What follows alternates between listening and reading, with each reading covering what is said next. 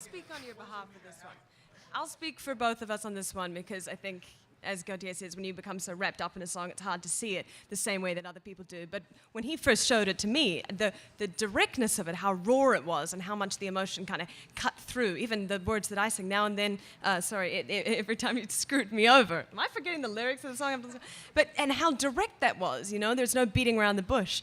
Something that I'm learning to do more in my own music with my own records. I've learned so much from him, and I think people love to have that honesty, especially in the charts again, and sometimes that may be not around as much. And yeah, it's been amazing for us to both go out into crowds like Coachella and to see that people have been so moved by this song and because of how much it tells their story, a story that everyone's been through. Would you say so? Is that? Sometimes I've felt self-conscious about it's weird. It's funny, I guess. I know I like a lot of music that can give you mixed feelings, that can, in a way, seem to suggest one thing but make you feel a different way. So in that way, I guess I can understand how a song that's actually a lot about confusion and about, not necessarily, some negative feelings or bitterness or irreparable aspects to a relationship, how that can also be anthemic for people and actually can, I suppose, be an aspect of healing or working through that. So I guess I can understand how that works, yeah. But at times I sometimes felt a bit self-conscious about it being such a big song, being one that is about people who don't seem to be able to work out the differences, and the fact that people sort of celebrating that seemed somehow incongruous to me for a while. Yeah. Question right over here. Cheers.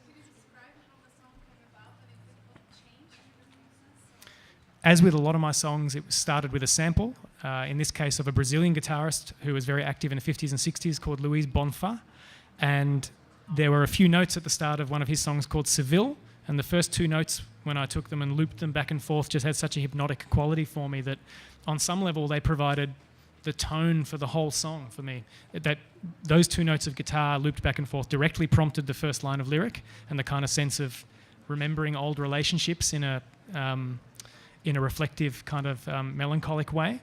And on some level, I guess, and this is similar with a lot of the other songs I try to write, it was kind of like I was just trying to follow the thread of not losing that aura or hypnotic quality that I heard in that sample through the addition of other hooks and lyrics and parts, even as the song changed dynamically with the chorus and all that stuff. Yeah, so that's kind of how it came about.